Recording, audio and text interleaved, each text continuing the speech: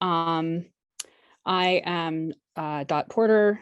You've seen me. I'm the curator for Digital Research Services, and I'm going to be moderating this afternoon session.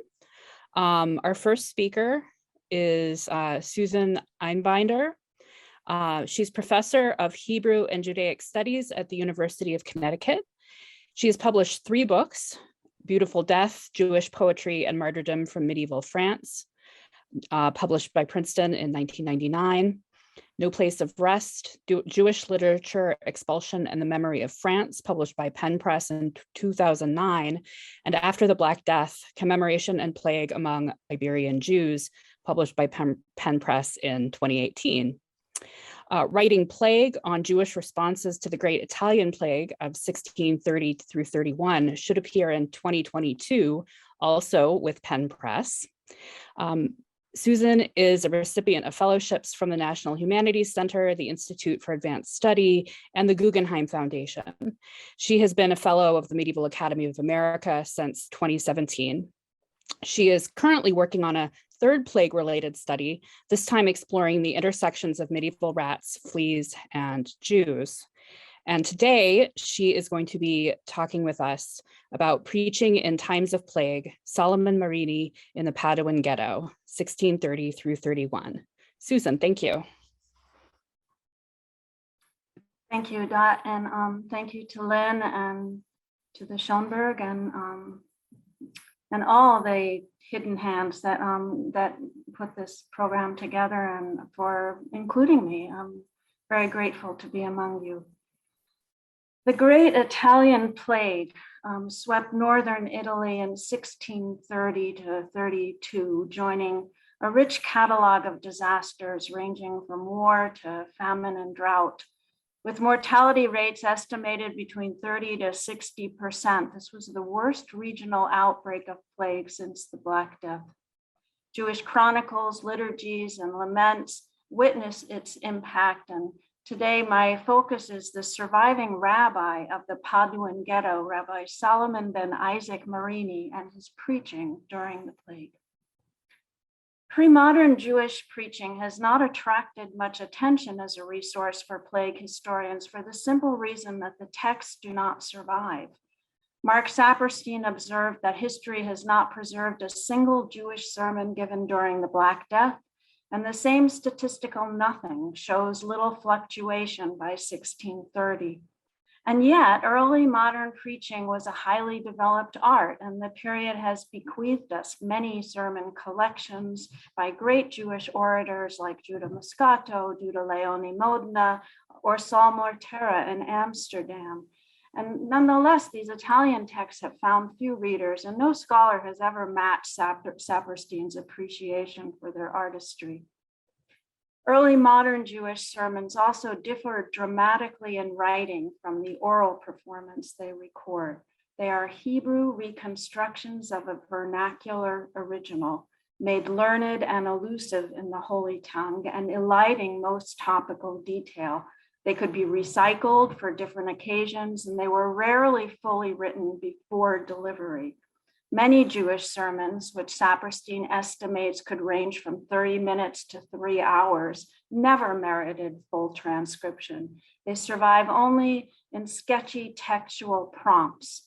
These skeletal outlines, mostly abbreviated citations, pose obvious interpretive nightmares. Despite their relative abundance, no one has bothered with them, but I hope to show today that they have value. Abraham Catalano wrote an elegant plague narrative, the Olam Hafuch, Upside Down World in Padua, and he refers admiringly to the champion of Padua's 24 rabbis, Solomon ben Isaac Marini. Marini discovered and reproduced the plague liturgy that Paduan Jews recited in 1631. And as the death toll mounted, he instructed them to recite their deathbed confessions from their doorways before they fell ill, stationing a quorum of 10 adult males across the street. Demonstrating himself, he then ordered a solemn procession featuring 2 Torah scrolls and shofar blasts from the 4 ends of the ghetto. Late the following summer, Marino, now the Ghetto's only surviving rabbi, decreed a public fast. This time, however, many complained, according to Catalano, that God would not want to afflict a man's soul at such a time. And perhaps not, but Solomon Marini suffered no ill consequences and long outlived the plague. Although he left few traces, Marini was a presence among the circles of Northern Italian Jewish intellectuals, rabbis, and physicians. The family had roots in Verona. Solomon was probably born before the turn of the century, and he died in 1670. Like many elite Paduan Jewish males, he studied medicine at the University of Padua, but he did not practice.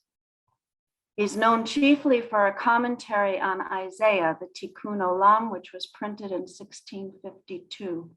Subsequent Marinis further distinguished themselves in Paduan Jewish medicine and letters, and one of Solomon's grandsons, Shabtai ben Isaac, was born probably 1660 to 1665, and he was awarded his medical diploma in 1685. In addition to his reputation as a physician, he composed wedding poems, epitaphs, laments, and congratulatory sonnets. He rendered the Mishnaic tract, Pirkei Avot, into rhyme, and part of Ovid's Metamorphosis into Hebrew. And like his grandfather, he was a renowned preacher. The grandfather, Solomon, his preaching is attested actually by two manuscripts that are held by the Jewish Theological Seminary in New York.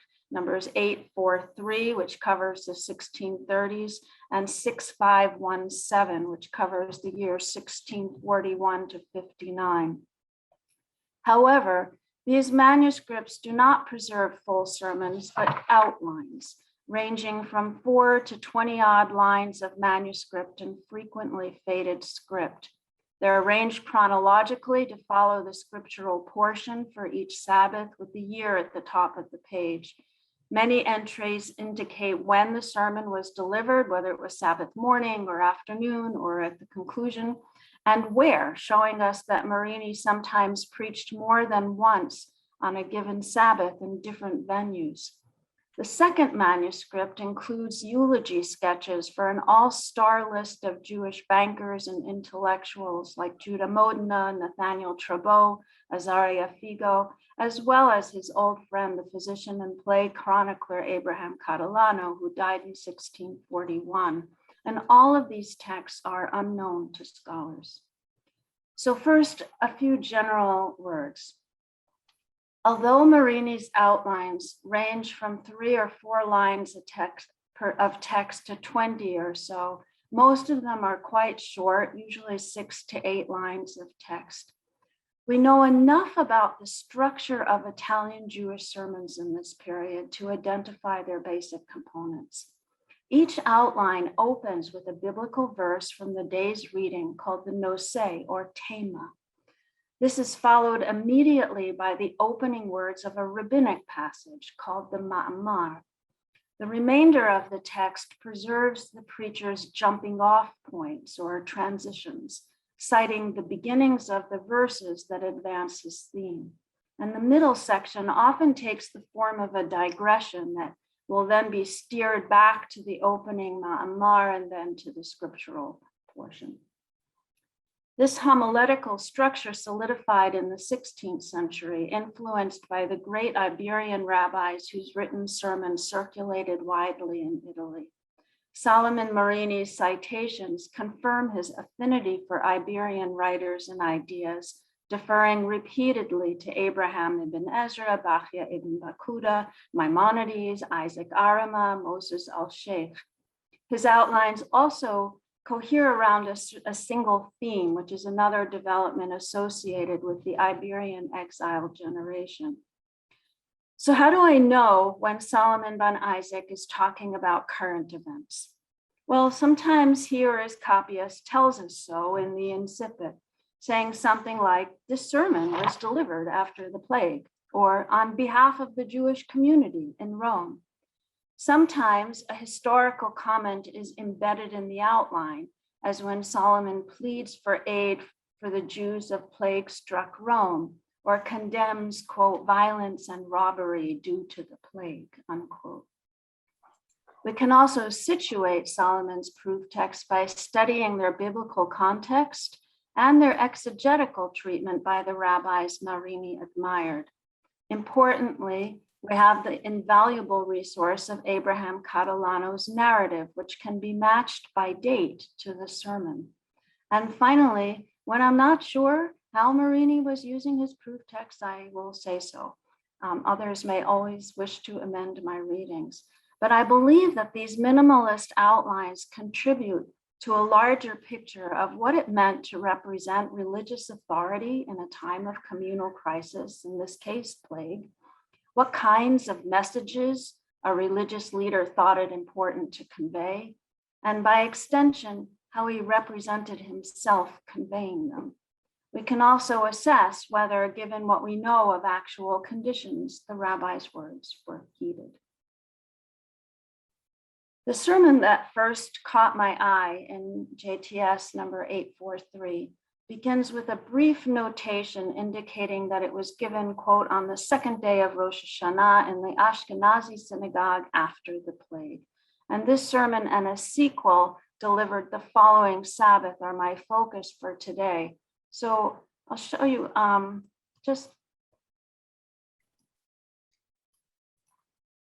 quickly. This is what it looks like. I'm not a PowerPoint fancy person like you guys, but you can see that it's a pretty rough page, right? And here is the sermon for the second day of Rosh Hashanah. And this little one is all that's left to us of the sermon delivered the following Sabbath. And that will be where I focus today. Both of these sermons refer explicitly to the plague. And the first was notated with atypical detail. You can see it's longer. It consumes 22 lines of text and includes a fair amount of explanatory ligature. The second is very short, a good candidate, therefore, for a short presentation today. The Paduan Health Office officially declared the end of plague in the ghetto in the late summer of 1631 on the 13th of Elul by the Jewish calendar. According to Catalano's narrative, at that point, 421 of the ghetto's 721 residents had died. Marini's sermon for the second day of Rosh Hashanah emphasizes the all-powerful hand of God in tragedy and blessing. And as I've reconstructed this sermon, divine providence is demonstrable through God's inherent exaltedness, an all-encompassing metaphor Marini summons to refer to height, might, and grandeur that is beyond human perception or understanding. Plague, too, comes from God, and the explanations of philosophy and science are in error. They undermine faith. A discourse on providence shifts to Psalm 91 towards the end, allowing Marini to return to a plague context. And this Psalm 91 was and remains a staple of Jewish and Christian plague liturgies. Plague may be a form of punishment, he says, but it is also an invitation to repent. The comparatively full notation of this outline suggests Marini's concerns. The Jewish New Year liturgy was defined by an emphasis on divine judgment and human repentance, as well as the call to take stock of shortcomings. Marini's audience would have been expecting words on these themes, and they get them.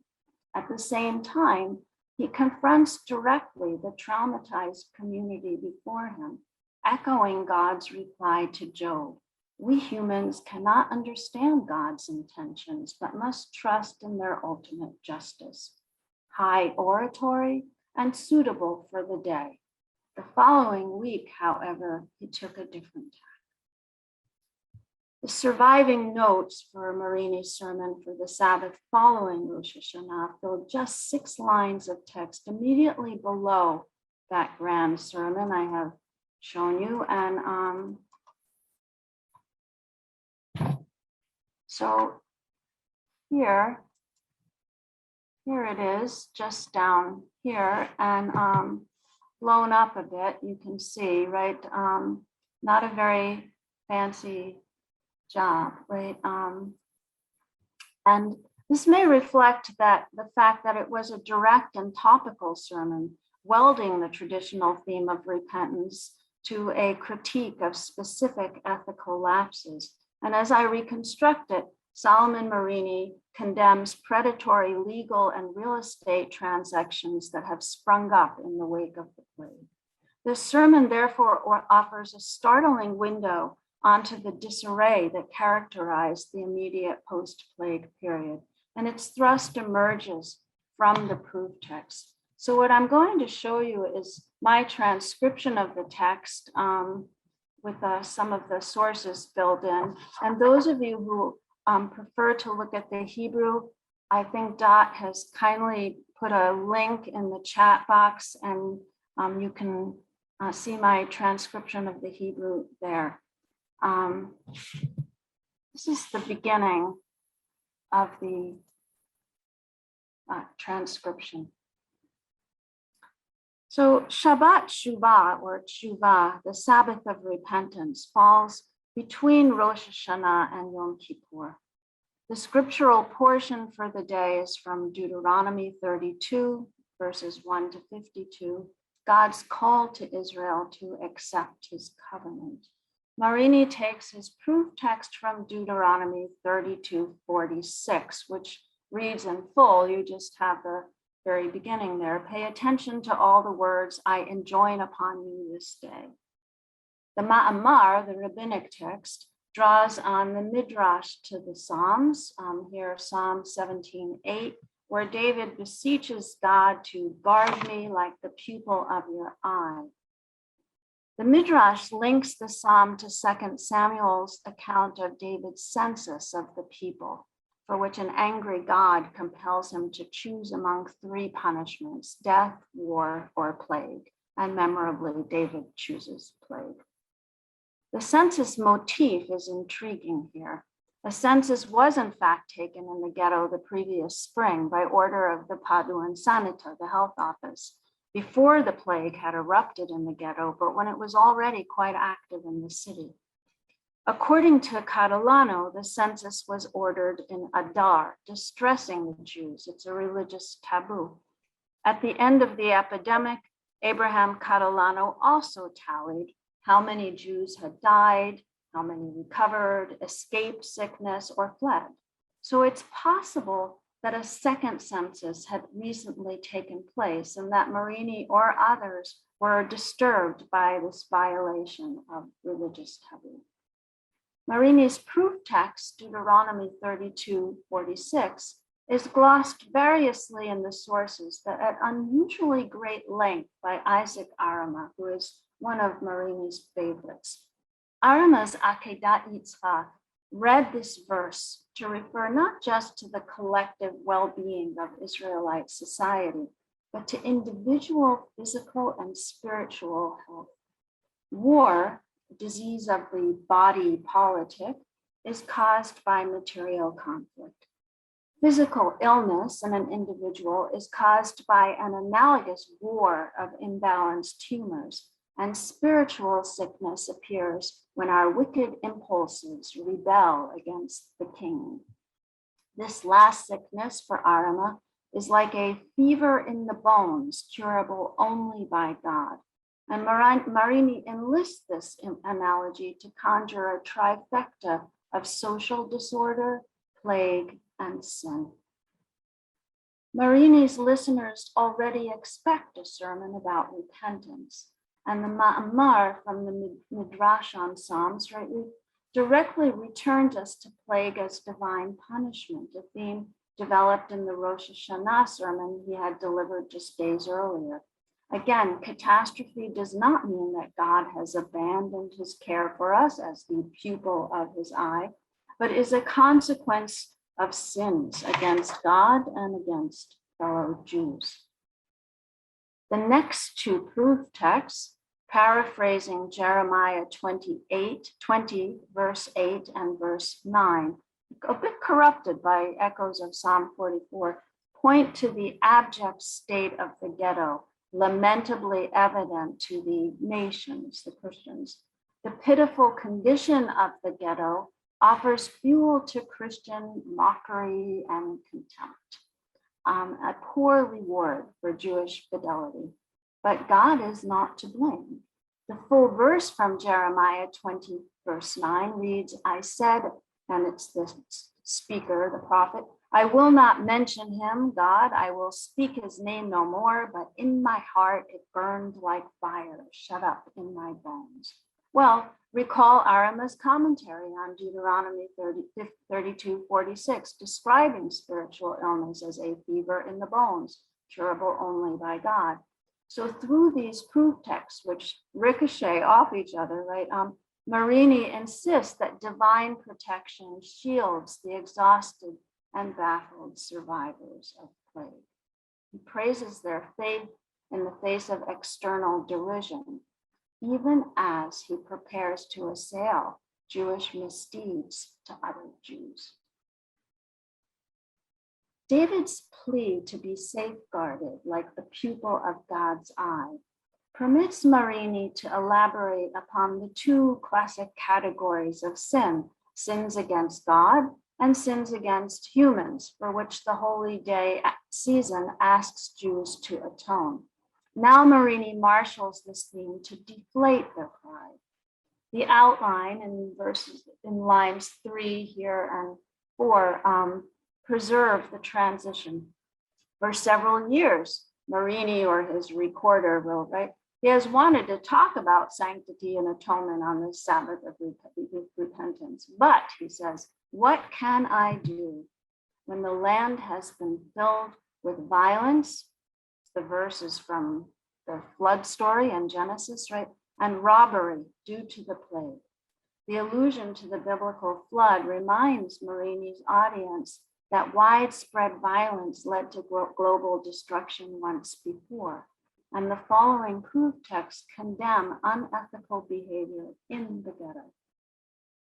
Marini begins with a familiar citation from Pirkei Avot, the sayings of the fathers in the Mishnah, that the world stands on the 3 pillars of Torah, worship, and righteous deeds. Alas, all 3 pillars have fallen. Marini links each one to biblical verses, moving from celestial to global to local images of structural collapse. So Job, I don't know how that lined up that long, but okay. So Job 26:11, right? The pillars describes the celestial pillars shaking, and Ezekiel describes toppling mountains and walls on earth. Isaiah 5:8 describes the greed of those who join house to house or room to room, depending on your translation, presumably displacing the original inhabitants. And Rashi glossed the evil writs of Isaiah 10:1 to refer to forged documents, while Kimchi, another great commentator, thought the verse alluded to corrupt judges and notaries. So Marini is pointing a finger at individuals who have taken advantage of vacant housing or housing whose inhabitants can't defend their right to possession, while others have twisted the law to their personal gain. Abraham Catalano's Plague Chronicle sheds light on this situation. Following his statistical breakdown of survivors, Catalano describes the many households left with only one survivor, sometimes an infant or a minor. In one household, for instance, 11 family members died, leaving one grandson who had no share or portion in the inheritance, but inherited everything anyway. Catalano continues, quote, there were many similar cases. The inheritances revolved from house to house. This one inherited the property of the master of the household, that one the dowry of his wife. Still others who lived elsewhere gained inheritances. As I have said, I saw an upside down world, end of quote. So Marini's use of Isaiah 5 does not refer to the physical knocking down of walls, but to the consolidation of properties in the chaos of post-plague opportunity. Catalano tells us also that a large group of Jews had been confined outside the ghetto for convalescence, and they've just returned and need to be housed for an additional period of isolation. So they're adding to the strain on ghetto housing, which must have been terrific. Marini swivels quickly through the other two pillars that uphold Jewish life. Worship refers to matters of the synagogue, and Torah, right? Righteous deeds to neglect of Torah. So laxity in prayer and support for the house of prayer have contributed to the ghetto's moral collapse, and neglect of Jewish learning, perhaps in favor of trendy philosophical or belletristic pursuits, has played a role too. Explain the Ma'amar, it ends, right? And we can guess that Marini would have cycled back to the opening Ma'amar to exhort his listeners to repent. Sermons of rebuke were familiar to Marini's listeners, but generic chiding of the sort they had heard on Rosh Hashanah was more palatable than a pointed attack, and this critique is bold. Marini's contemporary further south, the famous physician, rabbi, and preacher Jacob Zahalon, cautioned against broadside attacks from the pulpit in his preacher's manual, the Or HaDarshanim. And Zahalon warned preachers, quote, to speak with respect for the people, never in a contemptuous or insulting manner, unquote, right? Avoid rebuke or shame.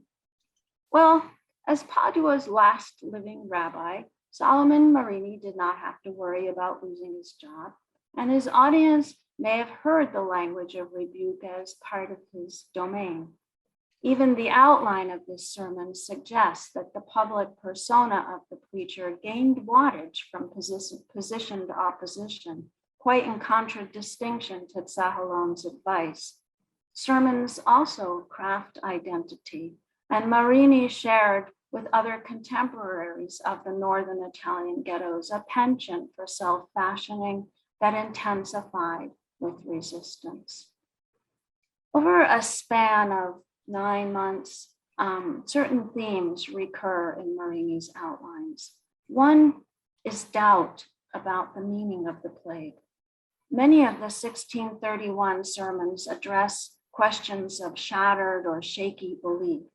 Marini emphasizes the inadequacy, even danger, of philosophy and natural science as ways of explaining the world. How much of his audience was characterized by this tendency is hard to say, but certainly these are interests that were shared by the ghetto elite and in diluted form by the bankers and merchants who were second-tier consumers of secular knowledge. Philosophy or physics also serve as straw men for a more general plague-driven crisis of faith. Bereaved men, women, and children, Jews who were dispossessed or financially ruined, were not rejecting divine providence in favor of Galen or Aristotle.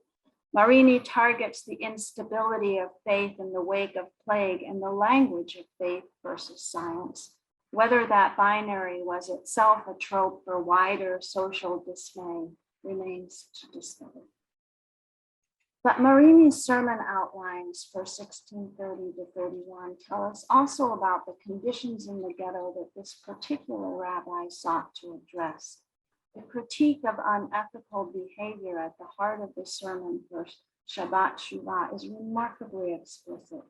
Here we not only glimpse the disarray of social and legal institutions that have been stressed to breaking, but the moral outrage a rabbi might summon in a confrontation with fellow Jews. Still, medieval and early modern preachers were not just preaching for history. As Saperstein also notes, they wanted people to change. Were they successful? According to Saperstein, quote, not a few confessed their doubts, unquote.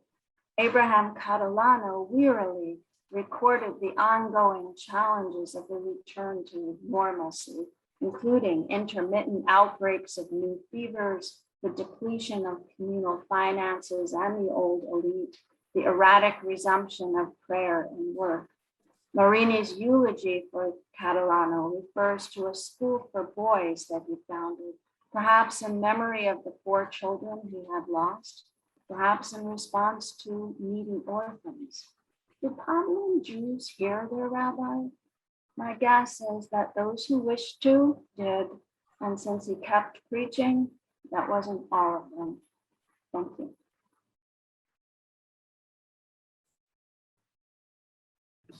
Thank you, Susan.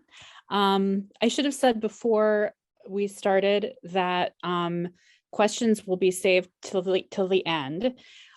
So if you have questions for Susan, please don't hesitate to put them in the chat, and or save them till the end, and we'll bring them up. So with that, I am going to introduce our third speaker this afternoon. Siân Echard is a professor of English at the University of British Columbia. Dr. Echard completed her graduate work at the Center for Medieval Studies at the University of Toronto in 1990 and has been at UBC since then. She is a medievalist and a book historian, and her interests include 12th century Anglo-Latin literature, particularly Geoffrey of Monmouth's Historia Regum Britanniae, Arthurian literature, the works of John Gower, and the post-medieval reception and transmission of medieval texts.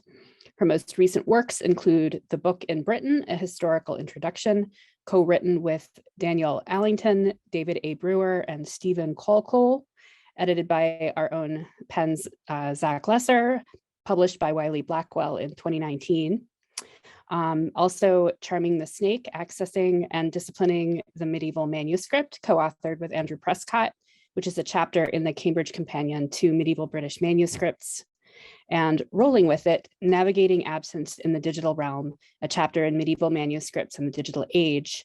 And both of those chapters were published in 2020. She's currently working on a study of facsimiles of medieval manuscripts from the early modern period to the present. And this afternoon, she'll be talking with us about Secure from the Ravages of Time, Antiquarian Avatars of Medieval Manuscripts. Dr. Echard. Thank you very much, Dot. And Zoom is telling me I'm muted, but I'm pretty sure you can actually hear me. Yes? We can hear you. Okay, excellent. Thank you, Dot, and thanks to Lynn and the organizers for what's been a wonderful, rich conference so far, and to all the speakers I've heard. I've learned so much. I'm going to try to share my screen. Let's hope nothing terrible happens. If it doesn't work, somebody yell, please, and let me know, because this is all about pictures. So thank you. This is part of a larger project, which is after an embarrassingly long time coming to an end. So it's focusing today mostly on the 18th and 19th century, but there's more underneath that I'd be happy to talk about in question period if that is of interest to people.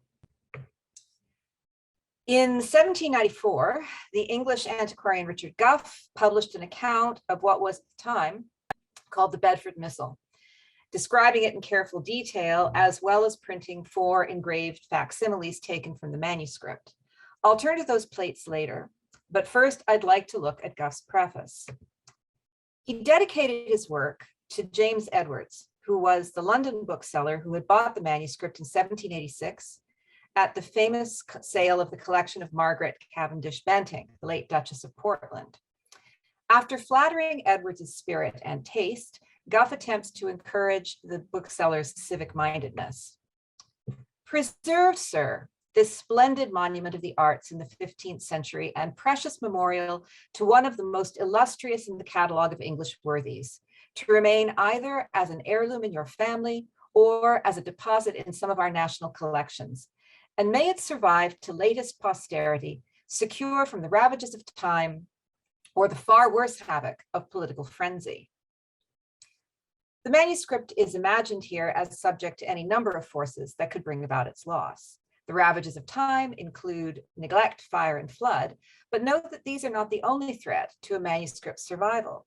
Political frenzy is imagined as even worse. Examples might include the English dissolution of the monasteries or the depredations of the English Civil War, but Gough doubtless also had a much more recent example in mind, in the looting and burning of monastic and church libraries that had taken place in the early years of the French Revolution. There's also, I think, an implicit recognition of another kind of threat. Edwards is urged either to keep the manuscript as an heirloom, a treasured object to be passed from generation to generation, and not, as the late Duchess's collection had been, sold to any and all comers, or to deposit it in a national library. The British Museum Library, still a relatively new institution at the time, would have been an obvious home. And indeed, that is where the Bedford Hours eventually ended up. It's now editional 18850. But this was not before it passed through several more hands. At any given point in this process, the manuscript, framed as a national treasure, could have been lost. Not destroyed necessarily, but removed from public or scholarly access. Gough's account depended on Edwards's possession of the manuscript and his willingness to let the antiquarian take copies from it. Transcriptions and facsimiles had always been in part a pragmatic response to the difficulties of access to medieval material, and collectors are often thanked for allowing them to be made in the first place. But from the 18th century onwards, there's a rise in self-conscious reflection about facsimiles as an answer to loss. Damp, water damage from floods or fire suppression efforts, and the mold and fungi, as we learned yesterday, associated with moisture, were common threats to medieval manuscripts. The image on the title slide is taken from the Della Rovere Missal, now M306 at the Morgan Library in New York. It had been damaged in the 1846 flood on the premises of the collector and dealer, John Boycett Jarman, who had acquired what was then known as the Eskdale Missal in 1838. The manuscript's decoration included delicately tinted painting over ink outlines, and this color was particularly susceptible to being washed away. The flood and its aftermath intersects with not one, but two 19th century facsimilists who allow us to reflect on loss in different ways. In 1817, the prolific bibliophile Thomas Frognall Dibdin published his Bibliographical Decameron, which is a very strange tour through medieval manuscripts and early printed books. The volumes were lavishly illustrated, and Dibdin's commentary suggests repeatedly that he was interested in technologies of reproduction, as well as in the manuscripts themselves. One repeated theme was color. There were experiments with different approaches in the book, from sepia engravings, two-color printing in red and black, and a sample of printing in gold on purple paper. There's also one tinted engraving, which is, Dibdin says, quote, in the color in which the original appears, but necessarily of less crispness of execution, end quote. This engraving was taken from the Della Rovere Missal, and it predates the flood damage I just showed you. What can and can't it tell us, both about the manuscript before the flood and about attitudes towards the role of reproduction more broadly? Dibdin routinely describes the color of the manuscripts under discussion, and this is a habit in the 18th and 19th century because, of course, by and large, the reproductions aren't themselves in color, so there'll be a list of the colors of the original. Here, his comment on the border notes the artist's preference for, quote, purple, lilac, and ultramarine. But the dominant color in the tinted engraving is dark gray with touches of blue. And the face and the background are quite filled in rather than simply outlined. Now, I have not been able to look at the manuscript in person myself because of pandemic travel restrictions. Gough should have included pandemic as on his list of things that could happen. And everything I'm about to say about what the source image now looks like depends on this image, and even more on the kindness of Roger Wick, who consulted the manuscript for me. It seems clear, as Dibdin's list of the artist's preferred colors suggests, that the original coloring was purple, not blue. The manuscript drawing appears to have been tinted rather than heavily overpainted. That is, the colors might have been more of a wash even before the flood than appears in the facsimile. The faces in the bottom border of folio 51 verso today appear almost entirely in outline, though a hint of surviving purple suggests that Dibdin's tinted facsimile does not give a clear sense of what has been lost. Dibdin had borrowed the missal in 1814 from the booksellers White and Cochrane in order to have engravings made by George Robert Lewis. Dibdin writes that Lewis immediately went to work with confidence and glee, though he does not tell us what exactly Lewis was doing. Engravers of the period might make tracings from manuscripts for later use. They might make watercolors as reference images. Dibdin says nothing about this part of the process, nor about what exactly was provided to the printer. By the time the Bibliographical Decameron was published, the manuscript had passed into the hands of William Esdale, and it seems that Dibdin had not seen it recently, as he refers to two occasions when he had, both in 1814 when he borrowed it, and earlier at an 1804 sale. In other words, the combination of gaps in the production record and subsequent damage to the original make it impossible to guess why exactly Dibdin's facsimile seems quite far from its source in its coloring. After the flooding of his collection, Jarman hired the artist Caleb Wing to undertake repairs on the damaged manuscripts. In 1968, Janet Backhouse identified Wing's contributions to many medieval books of hours that had passed through Jarman's hands. These included books of hours that Wing had not simply repaired, but also completed, providing medieval-looking miniatures and borders for manuscripts that had been left unfinished at the point of production. Backhouse noted in passing that Wing seemed to have touched up some of the folios of the Della Rovere Missal.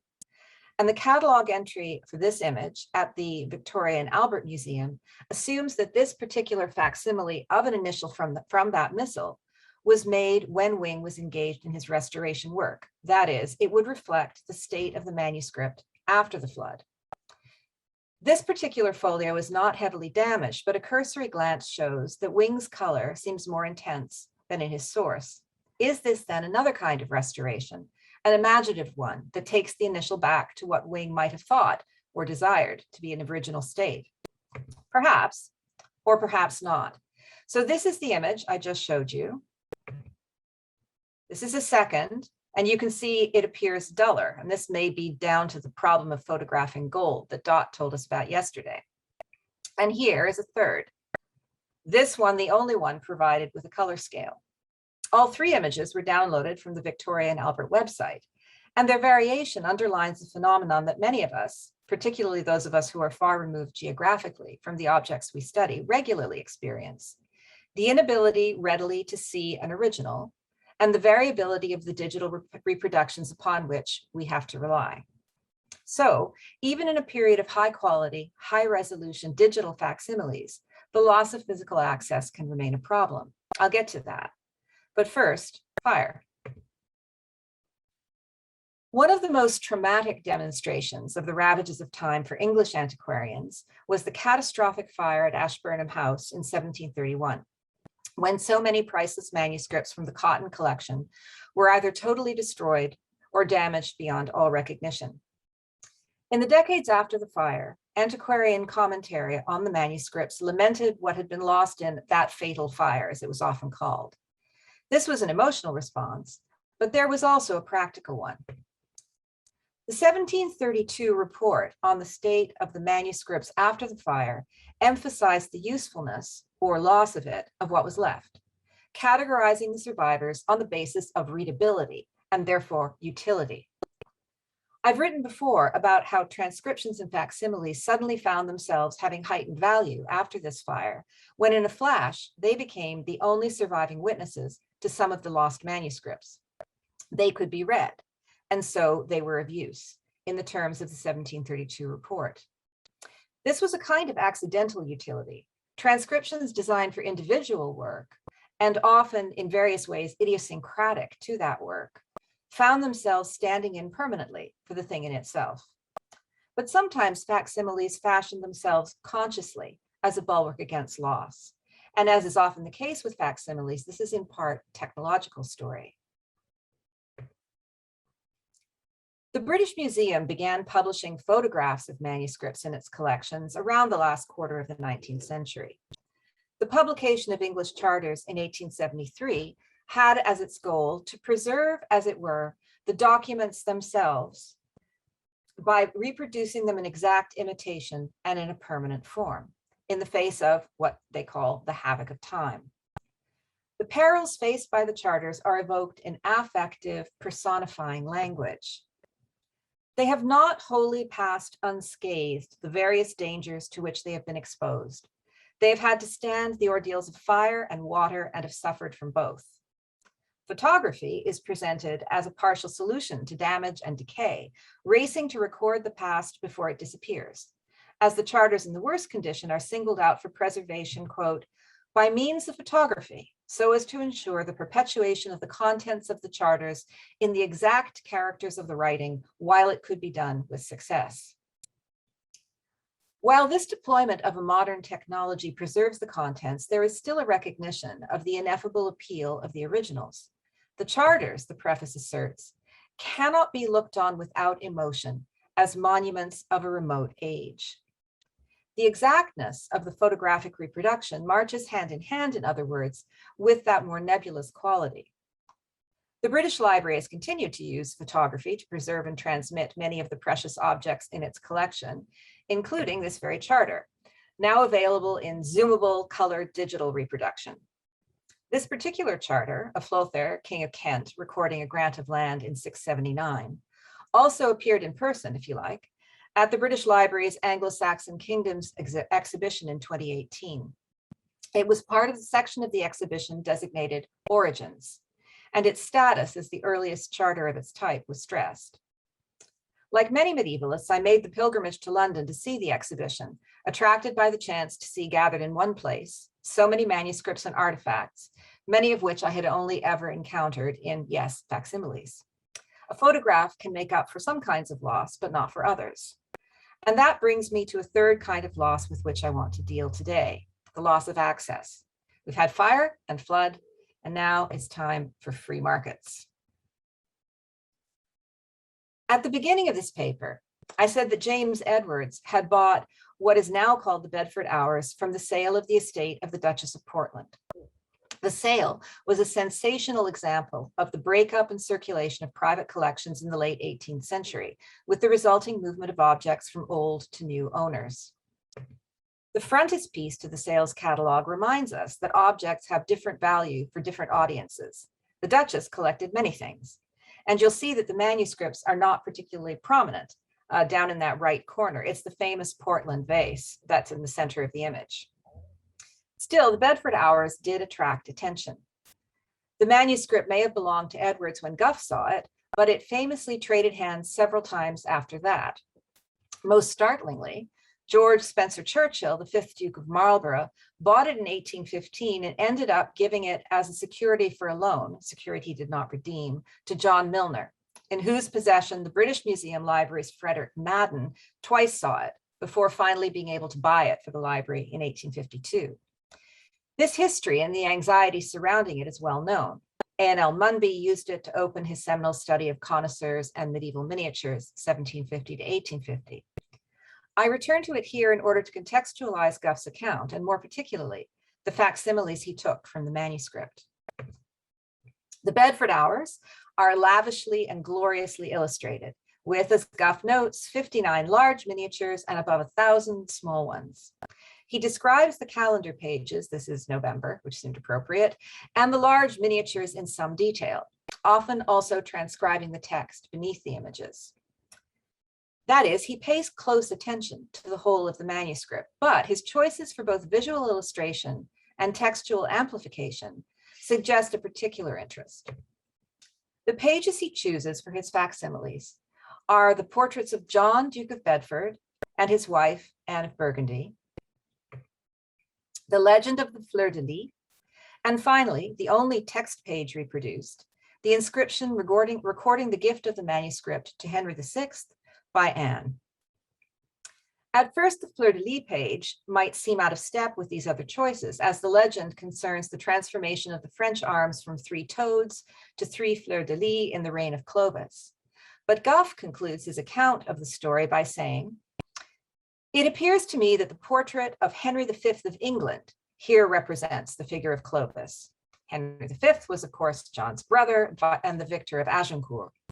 The title of Gough's account describes Bedford as Regent of France under Henry VI. This title aligns with Gough's choice of images and with his reading of the kingly figure in the fleur-de-lis page as Henry V. So for Gough, the manuscript is in part a monument of England's triumphs over France, and a monument to the men who secured those triumphs. The dedication to the account, you'll remember, urged Edwards to take good care of this precious memorial of one of the most illustrious in the catalogue of English worthies.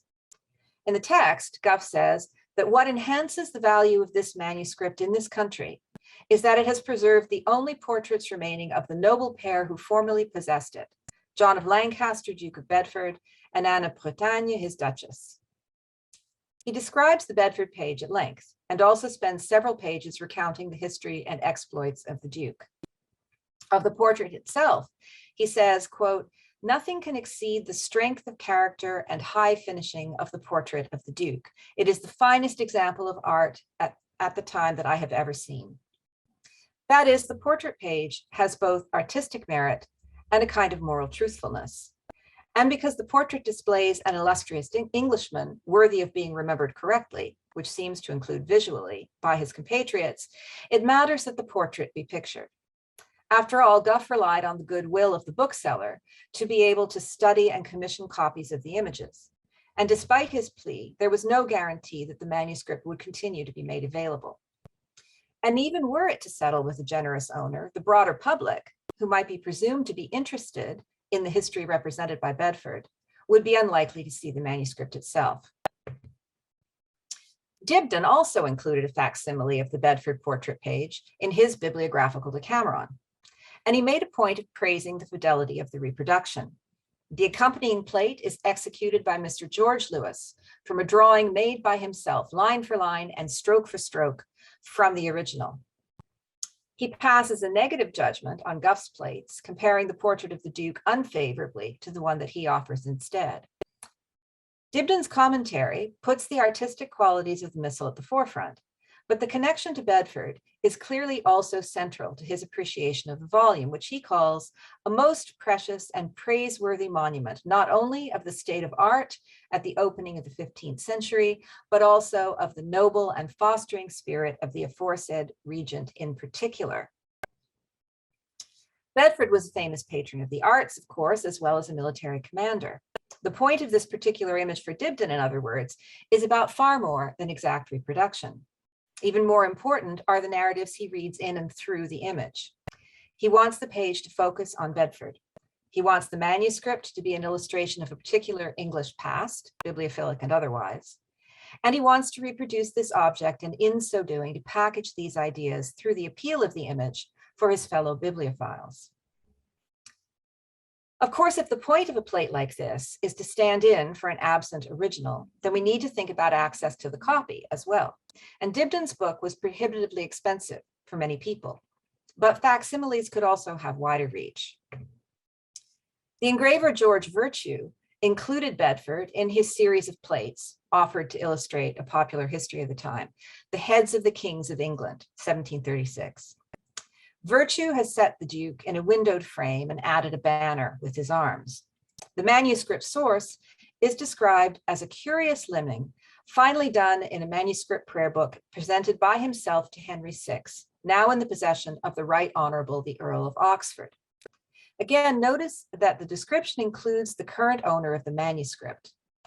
It is probably more appropriate at this point in the manuscript's history to talk about absence rather than outright loss. The manuscript is alive and well if locked up in an aristocratic library.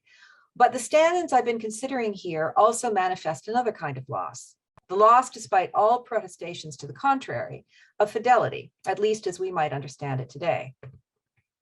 Placing the plates I have been discussing in order next to their source makes the issues clear. Virtue's plate is a pastiche. This is a common approach in 18th century facsimiles. Replacing the frame entirely, but including some of the heraldic emblems from the manuscript page redistributed around the new structure. Gough's plate carefully copies all elements of the page. It might well have been traced, but in outline only, something Dibdin criticized. And Dibdin's plate zooms in, as Virtue's also did, on the Duke. Finally, none of the facsimiles could convey the color of the original. And this brings me to yet another facsimile from the Bedford Hours, this one by the artist Henry Shaw. Shaw was a prolific facsimilist of medieval artifacts. Much of his early work consisted of plates provided for antiquarian publications written by other people. He then collaborated with Frederick Madden on illuminated ornaments selected from manuscripts and early printed books in 1833.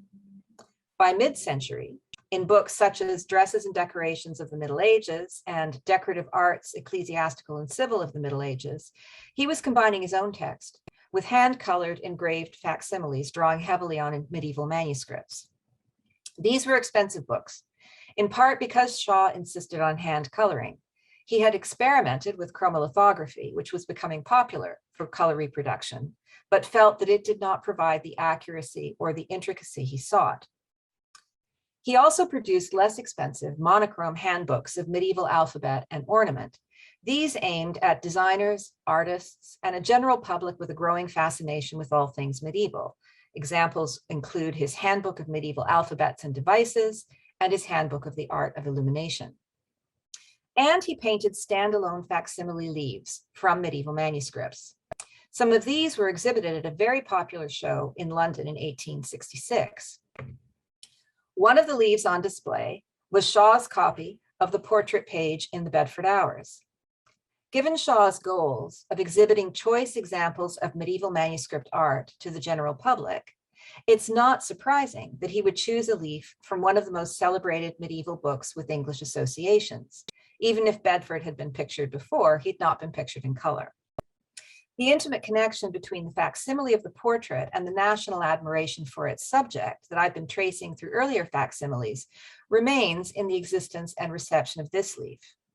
A review in the Gentleman's Magazine of the 1866 exhibition singled this particular leaf out as highly interesting from its containing the only known portrait of the Regent of France. We seem to have wandered away from the theme of loss.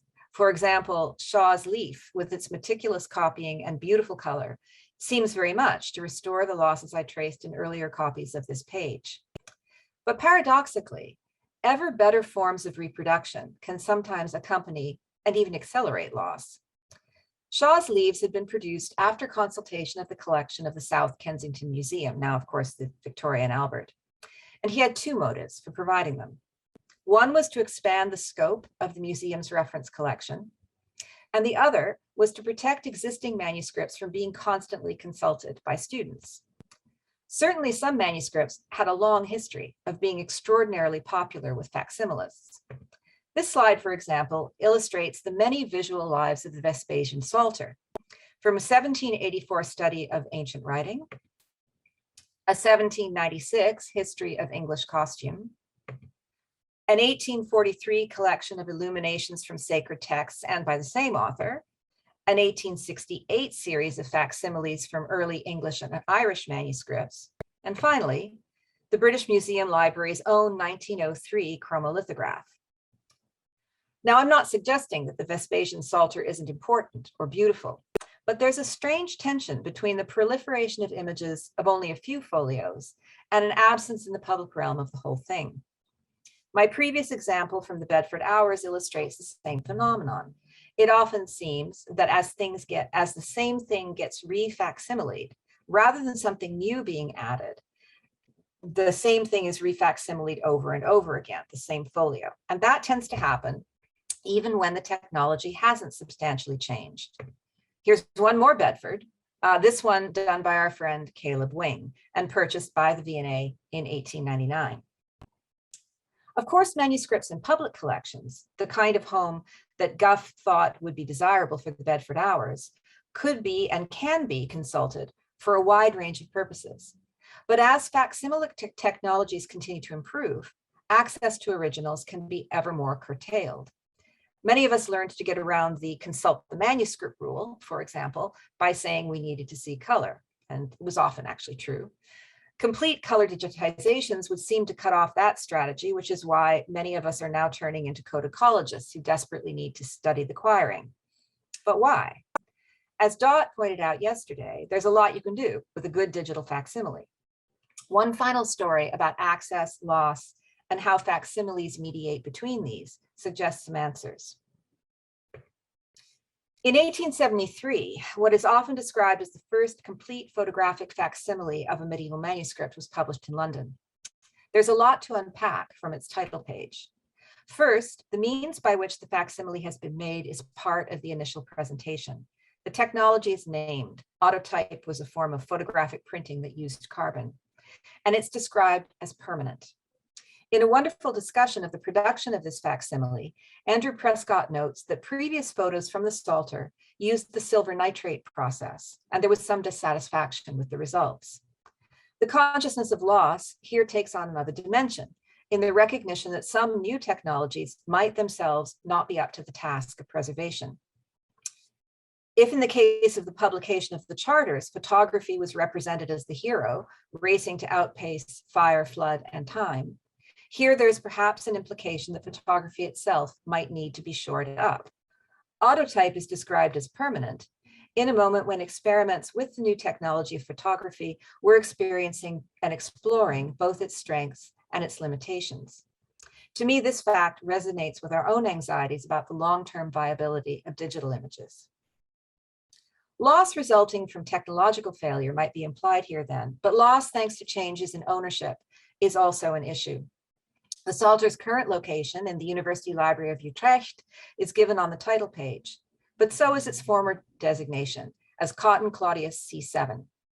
The Psalter had belonged to Sir Robert Cotton, but he loaned it to Thomas Howard, 14th Earl of Arundel, who took it with him to the continent where it was sold after his death, eventually making its way to the University Library in Utrecht in 1716. While the Psalter is not English in origin, it spent crucial time in England, reaching Canterbury by the year 1000, where its presence has been considered to be central to the development of English art. Walter de Grey Birch published an account of the Psalter's importance in 1876, and his preface acknowledged the 1873 facsimile. To the society, that's the Paleographical Society, that has so thoughtfully reproduced the volume in permanent facsimile, the thanks of all literary men of England are due for preserving to their uses at least the faithful shadow of that treasure which it is a regret and a national misfortune to them to have lost, whilst to Utrecht and to Holland, it is without doubt one of her most valued prizes. The language here is not merely that of loss. To designate the manuscript as a prize for Utrecht and the Dutch nation figures the Psalter almost as a spoil of war. The webpage at the University Library in Utrecht describes the move from the Cotton Library as a theft, though a fortunate one for the library, which has thus acquired, quote, the most valuable manuscript to be found in any Dutch collection. We can recall here Gough's concern about the future location of the Bedford Missal. The story of the Utrecht Psalter is an illustration of precisely what he might have feared, the dislocation of an English identified object. The Psalter about which Birch is writing has not been damaged or destroyed, and it has been reproduced in full with the best technology available at the time. And yet his tone is elegiac. The faithful shadow cannot replace the loss of the thing in itself. It is available for the uses of literary men, but substitution or surrogacy is somehow not enough.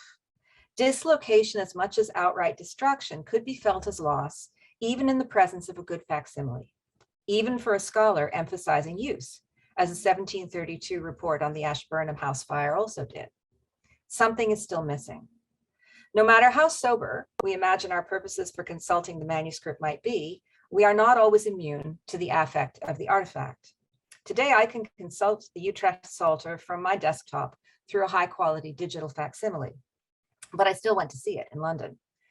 This tension between access and loss, I hope I've been able to show, has been reflected in both the production and the use of facsimiles for a very long time. Thank you. Thank you very much for that fascinating talk. I love all of that. I have a couple of questions. Should I go ahead and start? Why don't you go ahead and start? Yeah. So my first question is for Sana. So I was kind of struck, like I'm very convinced about your argument about this network of stylistic influence in the Red Sea area. But I was wondering, I was struck by how the handling of paint and the sort of style had affinities with Christian illumination in Ethiopian manuscripts. And so I was wondering if you know, what kind of information is there about who the artists are and where they were trained.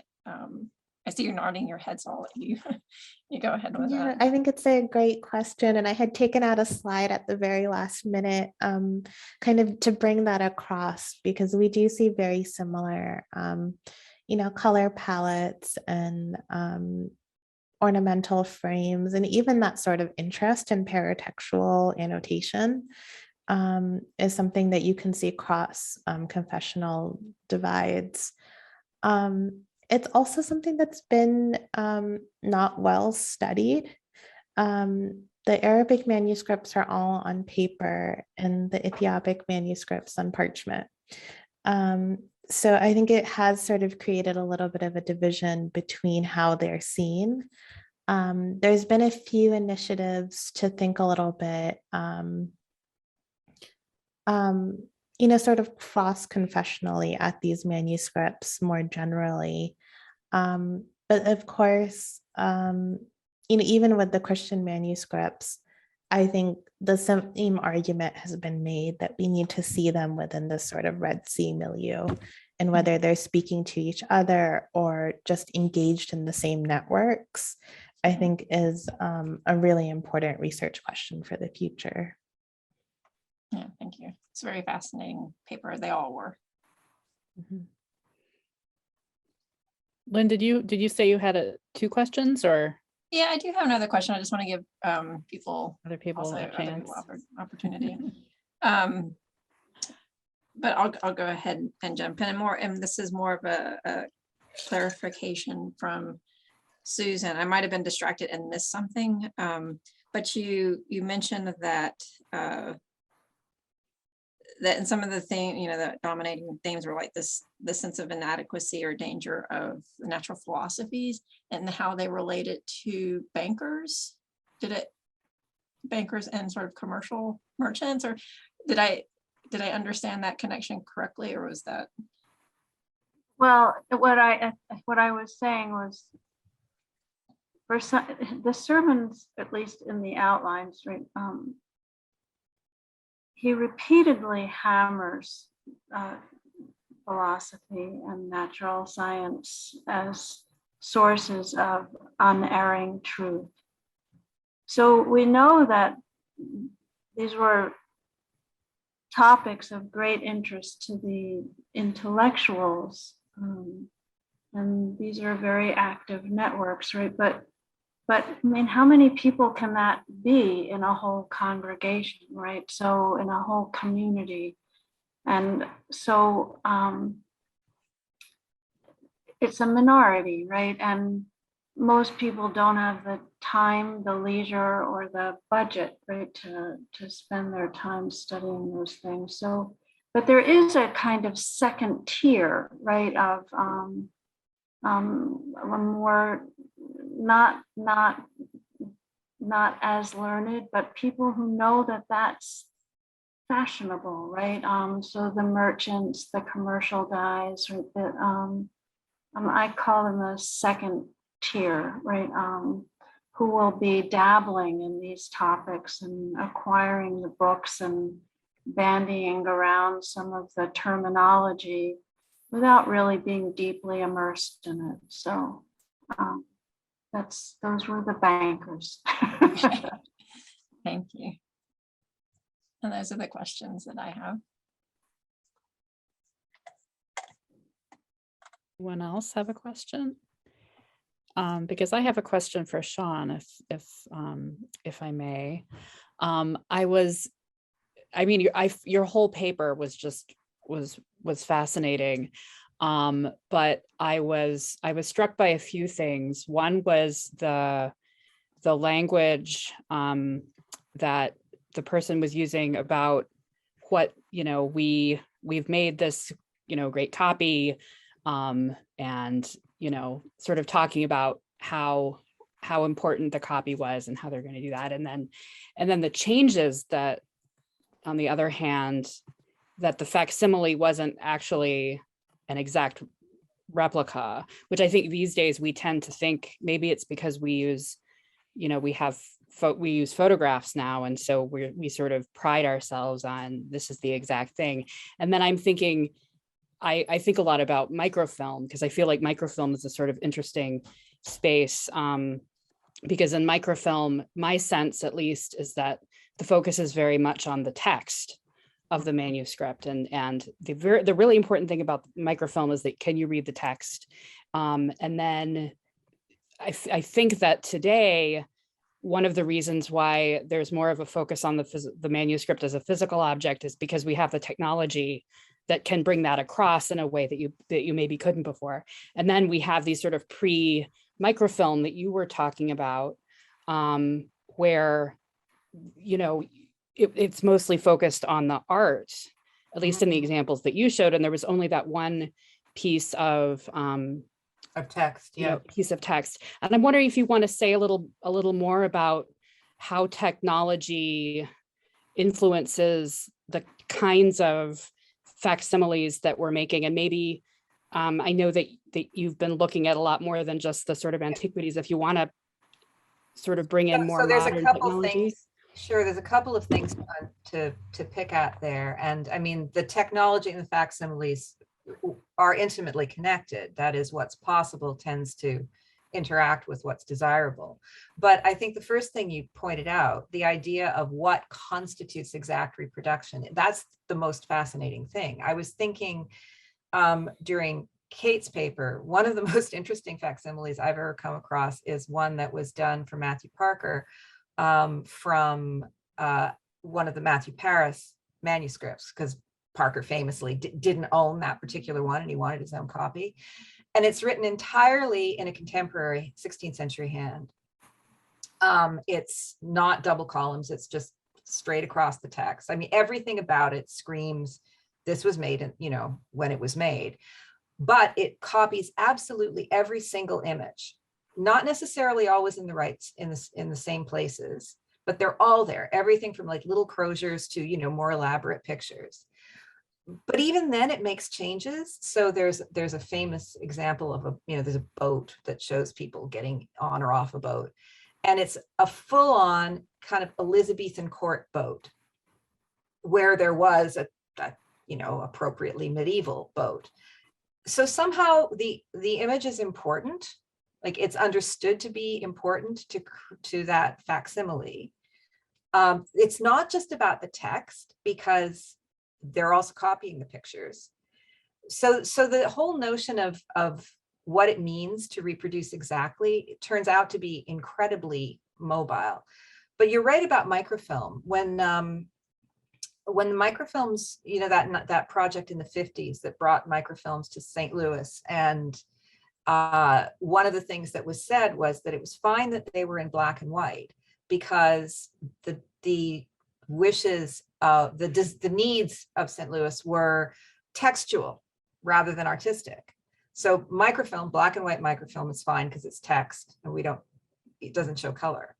Chromolithographs, there's a huge, once chromolithography became possible, there was definitely a rise in the reproduction of image pages rather than text pages. Like in the early 18th century, you see people reproducing alphabets and they're doing paleographical studies.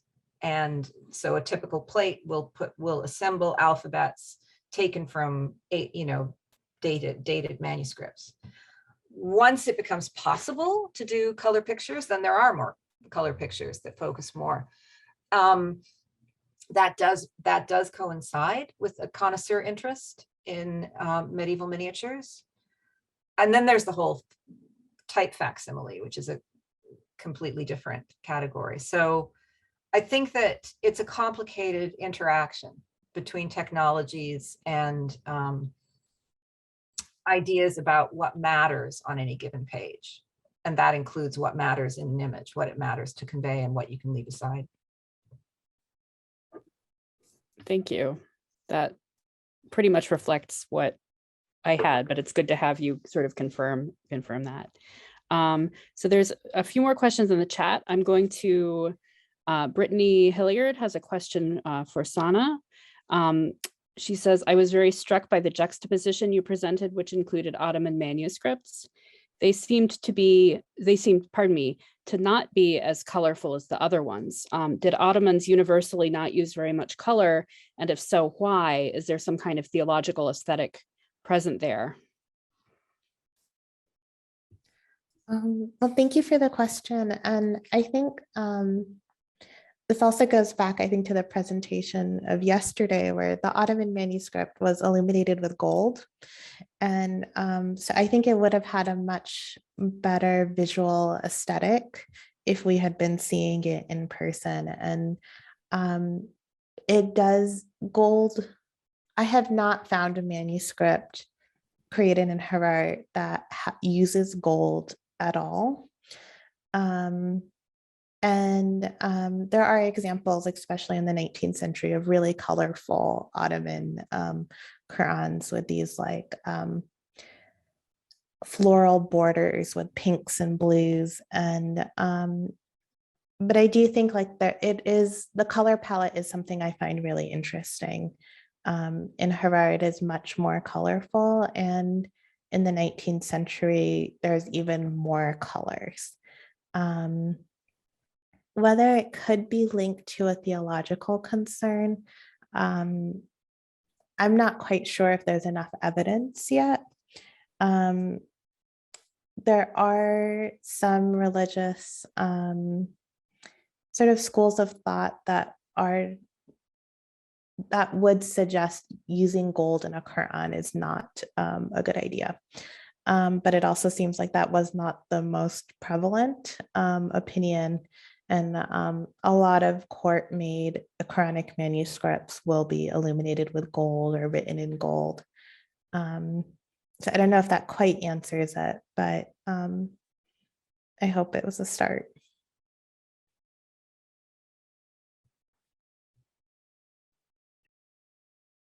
She replied that it does, and thank you. So there's a question for Susan from Chris Nyman. In Latin and vernacular Christian sermon studies, we sometimes have not the actual sermon text, but a reportatio, a secondhand account of a delivered sermon that survives where the original sermon does not. Does that occur in the Hebrew/Jewish sources? Thank you. It's a good question, and I ripped out a few lines that might have clarified this. In terms of a live time report of the sermon, as if somebody were just sort of taking notes, that's not possible in a Jewish context because writing is forbidden on the Sabbath and on holidays. So there wouldn't be anybody who was legally religiously legally permitted to write during the actual delivery of the sermon. You have the additional problem that it requires translation, so whatever we know in Italy that even some of these preachers were so well known that Christians also came to hear them preach. So the sermons are in Italian, right? And then the record is in Hebrew. So yeah, these are a kind of secondhand account. And sometimes you do have full records of sermons. Those are the ones that Mark Saperstein was really the only person I know who has ever given this whole genre its due. And there you have long records of sermons. They're highly inflated and made very literary once they go into Hebrew. So it really is, it's not likely that the Hebrew really translates, right, the effect of the vernacular, but these are just so skimpy and sketchy that it's hard to know when they were recorded or by whom. You know, was it a student? The manuscripts are in multiple hands, so maybe there are students recording them, but they would have to wait till after the holiday was over to actually jot down even the notes. So I don't know if that's a great answer, but it's the best I can give you. Thank you. So there's another question for Sean from Nick, who apparently has, I'm afraid he's just left, but I'm going to ask his question anyway, because I think it's an interesting one. Do you think that any of these early efforts at facsimile making had the purposeful side benefit of enhancing the commercial value of privately held manuscripts, which were so often sold after the deaths of their owners? So somebody like Dibdin was in on the ground floor of the Roxburgh Club, which was a club of mostly aristocratic bibliophiles, so named after their attendance at the famous Roxburgh sale. And the members of the club, each member had to kind of publish or sponsor the publication of an edition of a manuscript from their collection.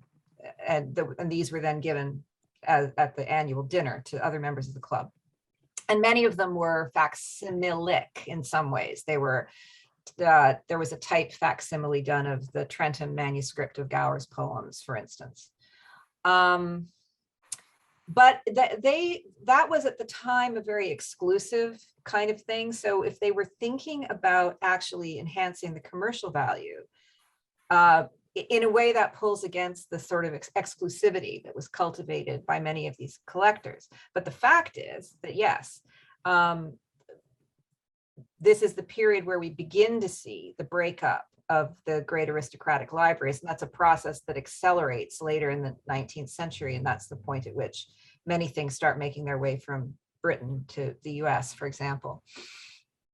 So I think that the facsimiles could enhance the prestige value of an object, the fact that it's important enough for there to be a facsimile. And that might, in the end, have a commercial effect.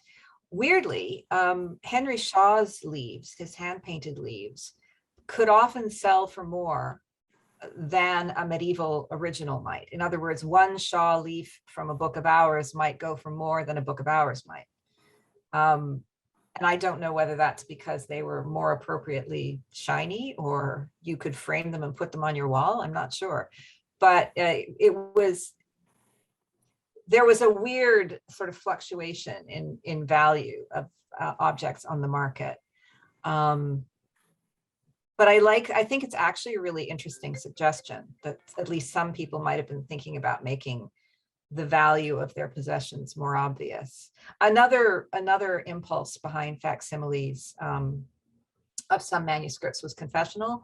That is, there were a whole bunch of them that were of biblical manuscripts, and they were often produced by people who had that particular interest. And in fact, the Utrecht Psalter, that facsimile was important in part because there was a theological dispute that some people, for which the Psalter was central, right? You wouldn't necessarily have had to photograph the whole thing, but part of what gave it its importance was not just its artistic significance, but its potential theological significance. So I think all kinds of importance and prestige, facsimiles both responded to and enhanced those things. Yeah. That's really interesting. And it makes me think about modern digital, digital photographs, and how I think that the understanding now is that private owners don't digitize their manuscripts and make them available because of that exclusivity. So yeah, so it's sort of an interesting part of that history. So let's say thank you, Lynn. Thank you to our speakers.